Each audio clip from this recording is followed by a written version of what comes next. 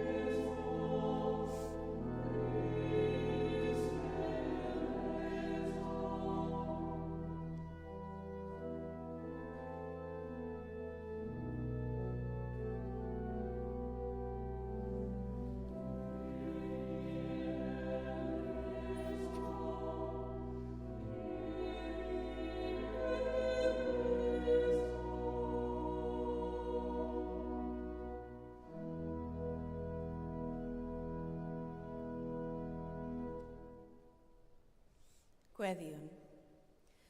O Dduw, na allwn heb o ti ryngu bodd i ti, oedd drigaredd caniataf fod eith lan ysbryd ym mhob peth gyfarwyddo a llywio ein calonau, trwy Iesu Grist ein gwaredwr.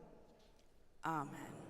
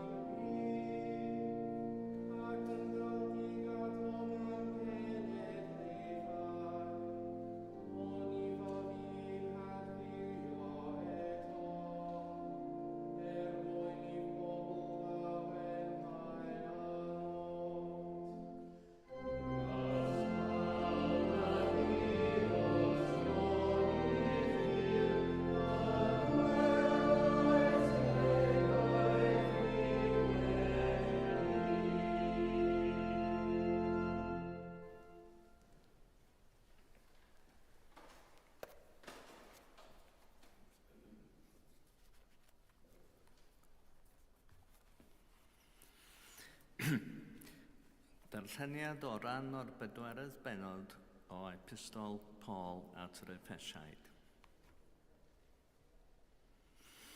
Oherwydd paham gan fwrw ymaith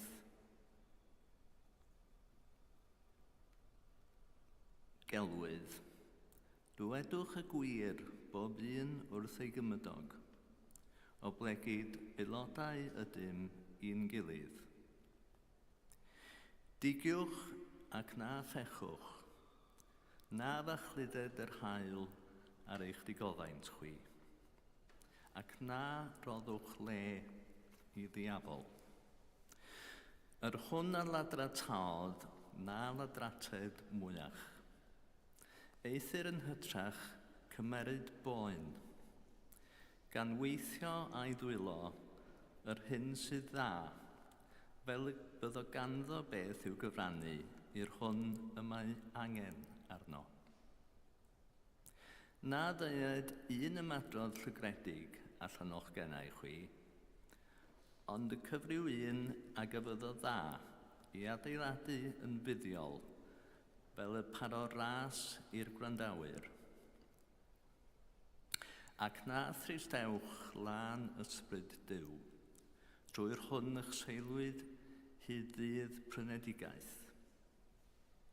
Tyner ymaith oddi wrthych, bob chwerwedd, a llid, a dig, a llefain, a chabledd, gyda phob drygioni. A byddwch gymwyn asgar i'ch gilydd, yn dosturiol, yn maddau i'ch gilydd, megis maddeuodd Duw mwyn Crist i chwythau.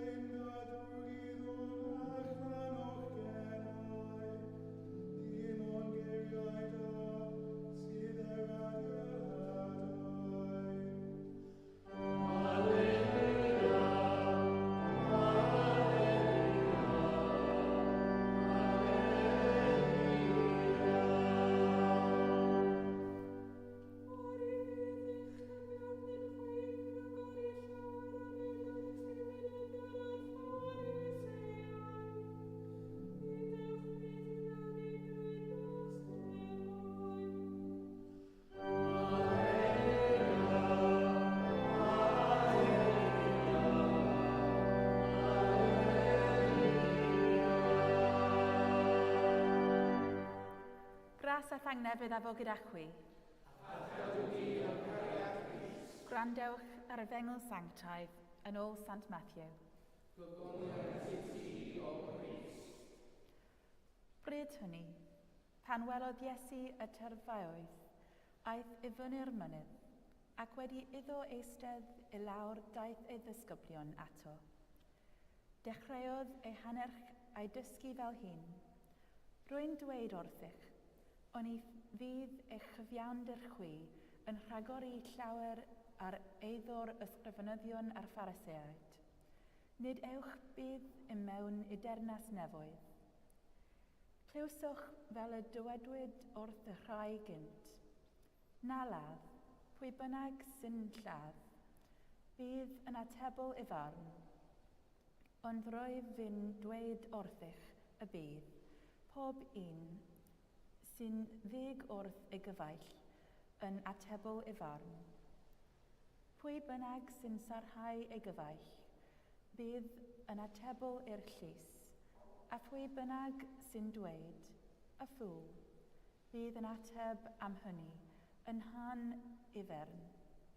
Felly, os wyt yn cyflwyno dy offrym wrth yr allor, ac yn cofio bod gan dy gyfaill rhywbeth yn dy erbyn, gad dy offrym yno y flaen yr allor, a dos ymaith, mi'n gymod yn gyntaf ath gyfaill, ac yna tyrd a chyflwyno dy offrym. Dyma y fengl ein gwaredo.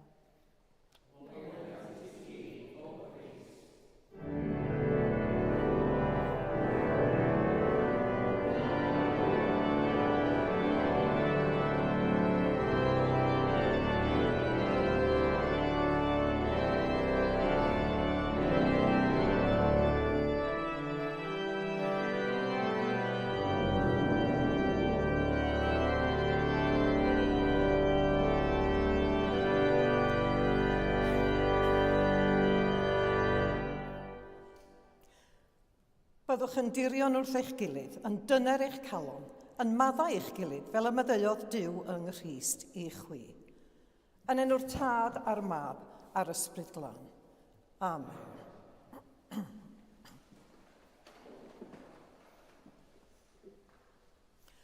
Mae llawer o aflonyddwch, dicter a chasineb wedi bod yn y byd yn ddiweddar. Mae digwyddiadau o'r fath wedi digwydd trwy gydol hanes, ac roeddent yn gyffredin yn amser Iesu hefyd. Mae darlleniad heddiw o Efengil Mathew yn ei dysgu ni am y ffordd orau o ddelio â dicter a chasineb. Mae llawer o'r chmynion y bregaeth ar y mynydd yn debyg i ddysgeidiaeth i ddewiaeth rabbinaidd, ac ysgrifennodd Eliezer ben Hwrcanws, oedd yn rabbi ac yn gydoeswr a Mathew.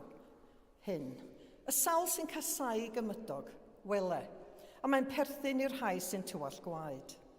Mewn geiriau eraill, mae dicter ag elyniaeth y tu allan i ffinia teyrnas Dduw. Dywedodd yr awdur Peter Atkins hyn. Mae pobl yn dweud bod ei ddilwch dynol yn golygu y byd bob amser mewn llanast. Yn yr athroniaeth hon, nid oes gobaith am ddim gwell na'r lefel isaf o ymddygiad. Ond yn sicr, roedd Iesu yn iawn i ddysgu y ffordd well i ni. Roedd Mathew yn iawn i gofnodi'n ffyddlon.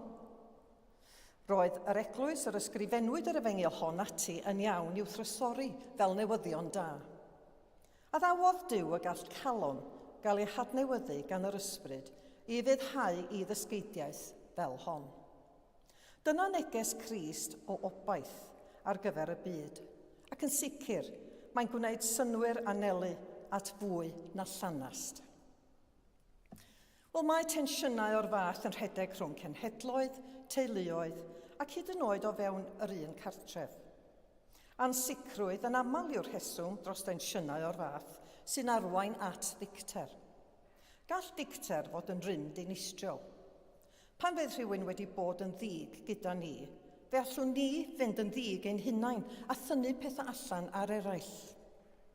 Mae angen i ni gadw golwg arno a delio ag ef. Cofiwch y geiriau hynny a glwsom bore yma o'r Effesiaid, llyfr i'r Effesiaid. Byddwch ddig ond peidiwch â phechu. Peidiwch â gadael i'r haul fachlyd ar eich digofaint a pheidiwch â rhoi cyfle i'r diafol. Ac ymlaen wedyn, peidiwch â thrisdau ysbryd glân Duw, yr ysbryd y gosodwyd ei sel arnoch ar gyfer dydd eich prynu'n rhydd. Rhaid i mi gyfaddef fy mod wedi profi'r rhwyfaint o ddicter yr wythnos diwethaf. Pan glywais fod cydweithwyr wedi profi dim byd llai na'r hyn y byddwn yn ei ddisgrifio fel triniaeth, greulon a digariad ar gyfryngau cymdeithasol.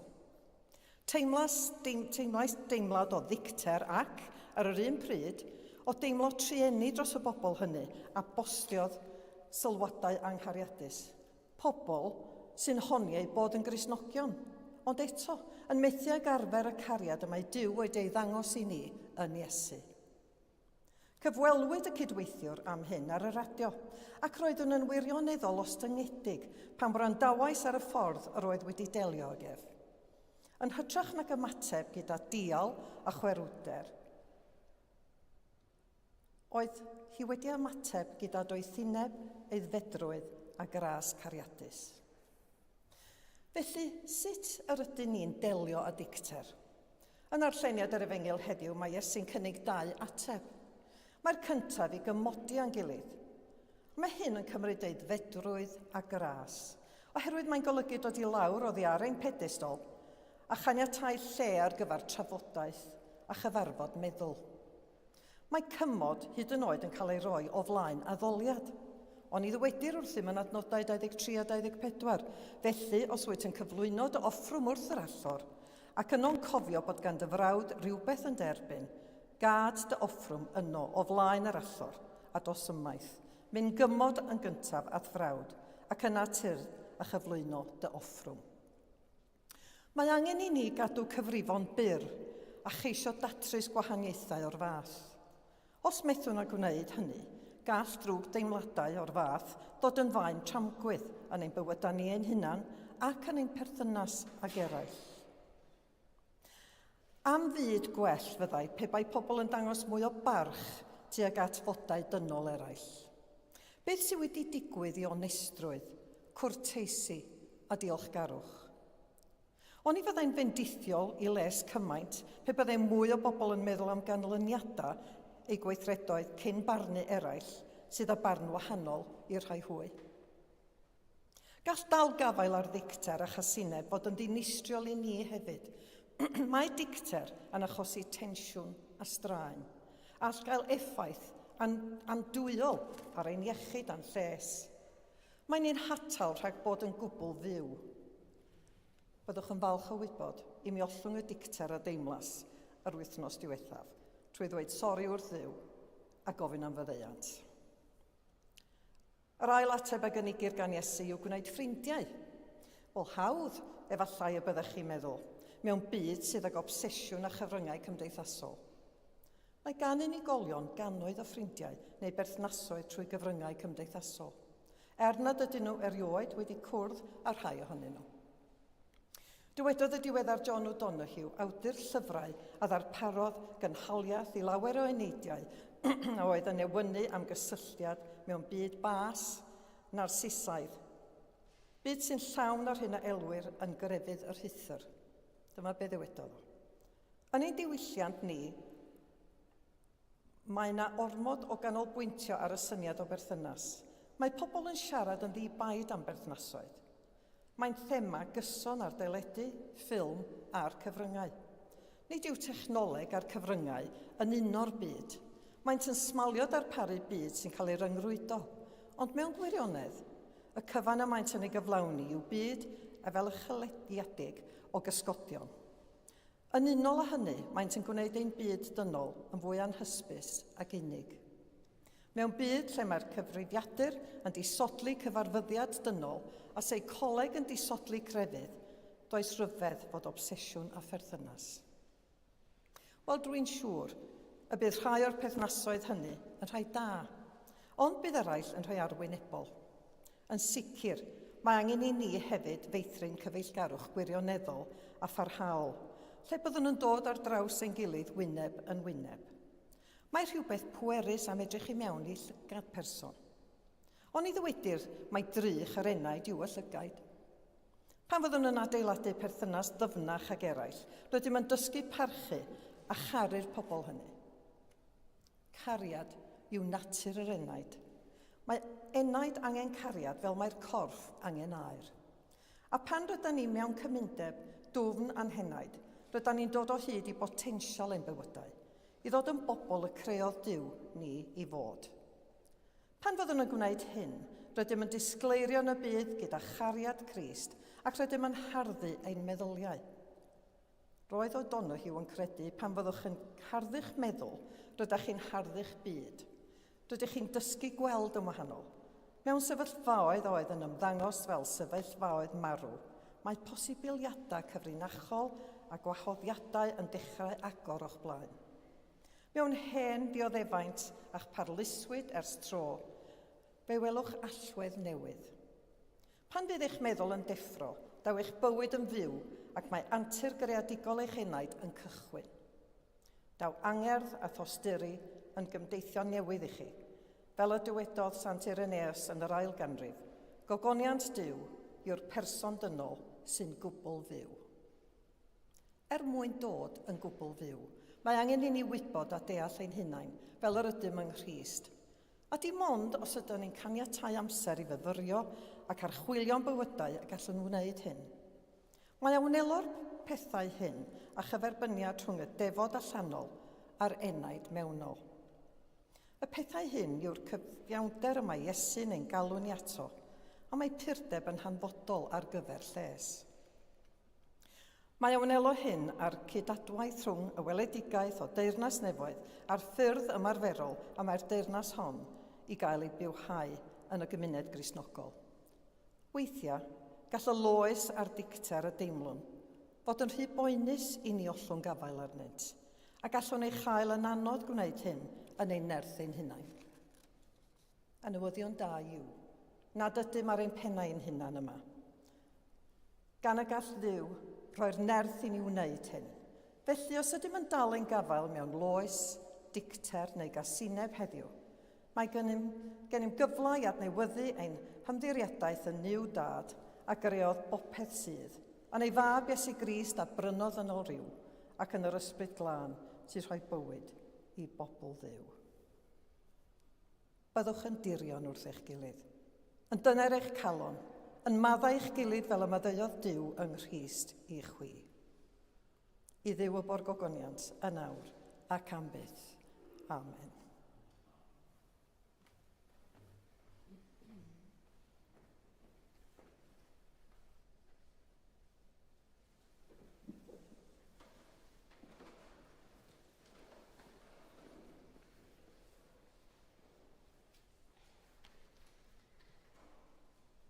Ar y cyd, gadewch i ni gadarnhau ein ffydd. Rwyf yn credu ac yn ymddiried yn niw dad, a greodd bopeth sydd. Rwyf yn credu ac yn ymddiried yn ei fab Iesu Grist, a brynodd yn ôl rhyw. Rwyf yn credu ac yn ymddiried yn ei ysbryd glân, sy'n rhoi bywyd i bobl Dduw. Rwyf yn credu ac yn ymddiried yn un Duw, Dad, Mab ac ysbryd glân. Amen. Gyda'n holl galon yn holl feddwl, gweddiwn ar Dduw.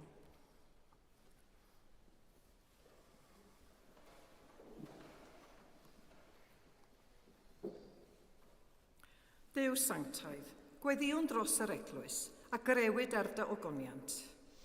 Gweddiwn dros Archesgob Andrew, Esgob David ac Archdiacon David, a thros weinidogaeth beunyddiol Eglwys y Groes a'r gadeirlan hon. Estyn i ni dy iachawdwriaeth ath egni yng nghyhoeddi dy newydd da. O Dduw, yn dy drigaredd.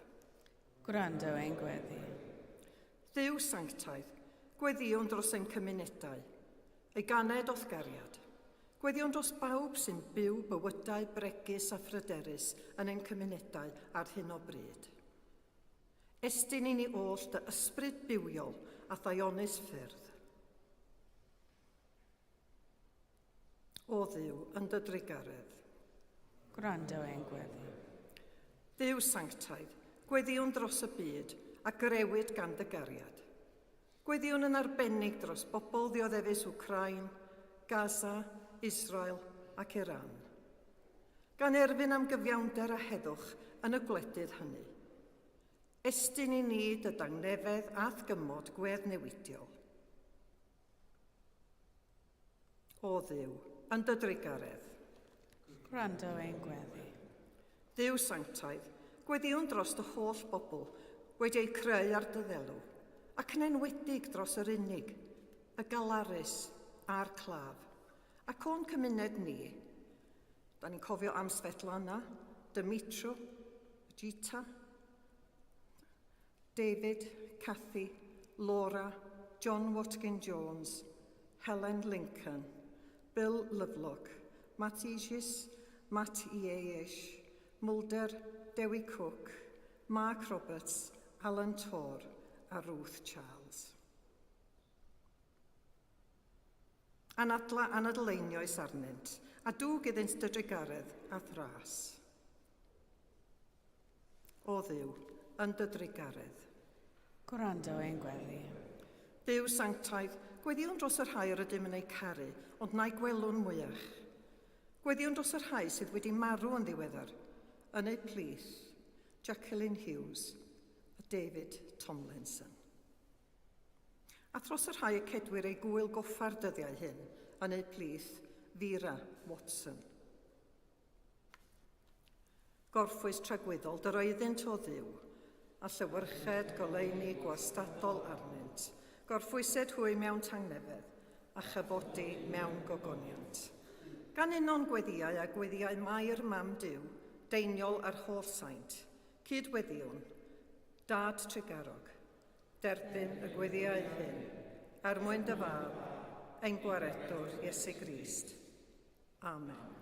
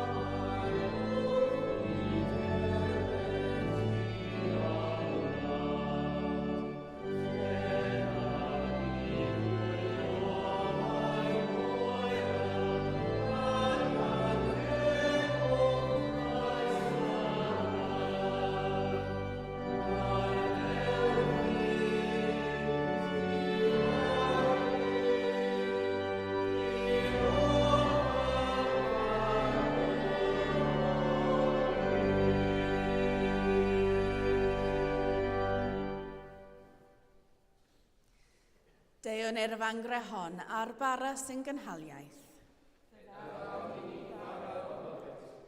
Deiwn i'r fangre hon a'r gwyn sy'n mwyneiddio. Gras a thangnefedd a fodechwi. Dychefwch eich calonnau. Diolchwn i'r arglwydd ein Duw. Iawn yn wir, ein dyletswydd a'n llawenydd bob amser ac ym mhob lle, yw diolch i ti, Dad sanctaidd, holl alluog a byth fywioel ddiw, trwy Iesu Grist ein harglwydd. Gan mai ef yw ein hach offeiriaid mawr, a'n ryddhawdd o'n pechodau, ac yn gnaeth yn offeiriadaeth frenhinol yn dy wasanaethu di, ein Duw a'n tad. Felly gydallu'r angylion a holl gwmpeinir nef, gyhoeddyn ogoniant dy enw ac ymuno â hwy yn ei hemyn di-derfyn o fawl.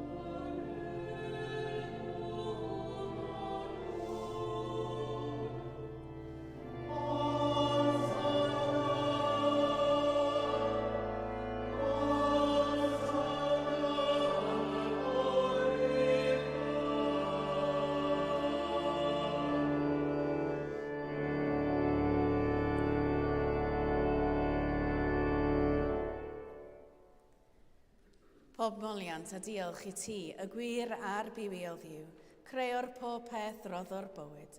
Lluniais ni a dy ddelo dy hun, ond yr ydym ni wedi difwyno'r ddelo honno a syrthio'n bryn o thogoniant. Rhodd yn diolch i ti, am anfon dy fab i rhannu ein bywyd ni. Fe hildiais di farwolaeth fel y cair byd ei achub, a'i atgyfodi oddi wrth y meirw, fel y bywyd ni fyw yn ddiwedd, ac yntau yn omninau. Sancteiddia ysbryd y bara hwn a'r gwyn hwn, dyroddion i ni, fel y bont i ni yn gorff, a gwaed, yn iachawd o'r Iesu Grist. Yno, sybrydychwyd ef cymerodd fara, ac wedi rhoi diolch, fe torodd a'i rhoi i'w ddisgyblion gan ddweud, cymerwch, biwtewch, hwn yw fy nghorff a roddau drosoch, gwnewch hyn cof amdanaf.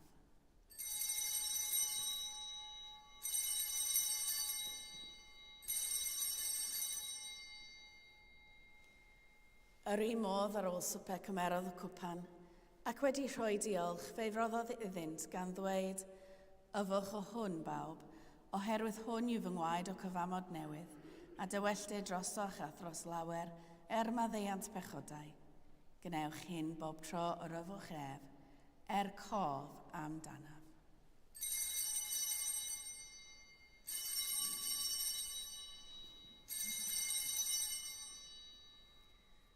Cyhoeddyn ddirgeledd y ffydd.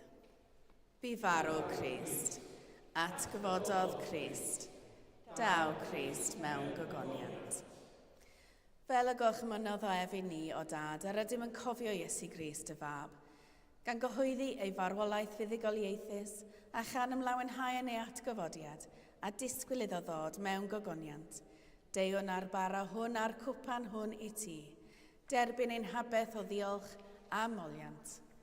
Adfer ac adfwyad y holl bobl, adnewyddyn ni a phawb y gweddi yn trostynt a thras, a thfendith nefol, a derbyn ni yn y diwedd, gyda'r holl saint, e llawenydd di-derfyn hwnnw a addawyd i ni gan dy fab, ein harglwydd Iesu Grist. Trwy ddywef, gydag ef, yn ddywef, yn un dod yr ysbryd glân, eiddo ti dad holl alluog, hiw pob yn rhydedd a gogoniant, yn oes oesoedd. Amen.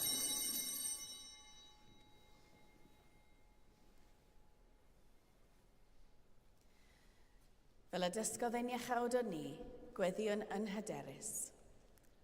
Ein tad, yr hwnnwyd yn y nefoedd, sancteiddiad y enw. Deled y dernas, gwneled y wyllus, megis yn y nef, felly ar y ddeiar hefyd. Dyro i ni heddiw ein bara bynyddiol, a maddau i ni ein dyledio, fel y maddeuon ein dyledwyr, ac nac arwain ni i brofedigaeth, eithaf gwared ni rhag drwg, canis iddo ti o'r dernas, a'r gallu a'r gogoniant, yn oes oesoedd. Amen. Fe'n cysegrir ath ysbryd yn un corff, fel na fyddwn wasgaredig mwyach, ond yn deulu a dylun, a'r acosadrwydd yn rhodd dy dangnefedd. Tangnefedd y bythol ddiw, a fo gyda chwi bob amser. Ac gadi dir o'n hariad Christ. Rhan yn arwydd o dangnefedd.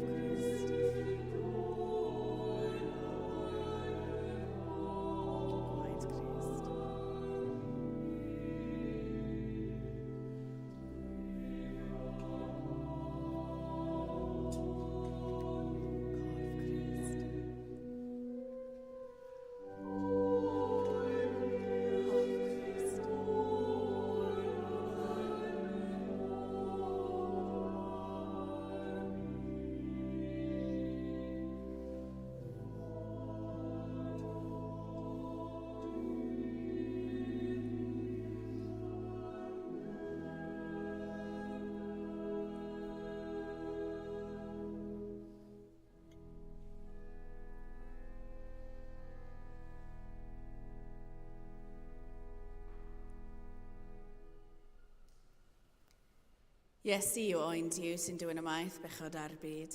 Gwyn ei byd y rhai a elwyr yw swper.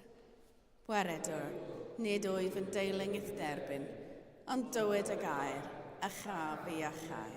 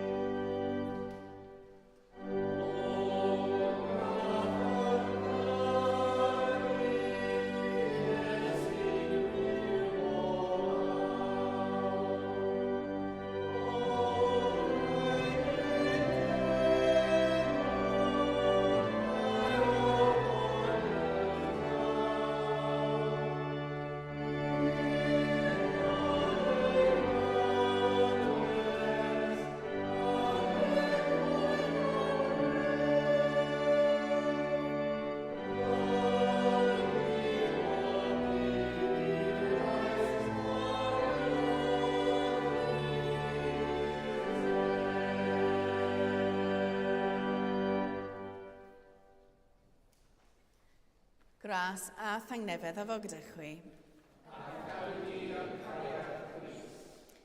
Bydde di gariad Crist Iesu eich dwy'n ato ei hun. Bydde di'w rhym eich cynnal yn ei wasanaeth, a'i orfoledd lenwych calon, a bendith di'w holl alluog, y tad, y mab a'r ysbryd glân, a fo yn eich plith, ac a drigo gyda chwi yn wastad. Amen. Awn ymaith mewn tangnefedd. Yn enw Crist. Amen.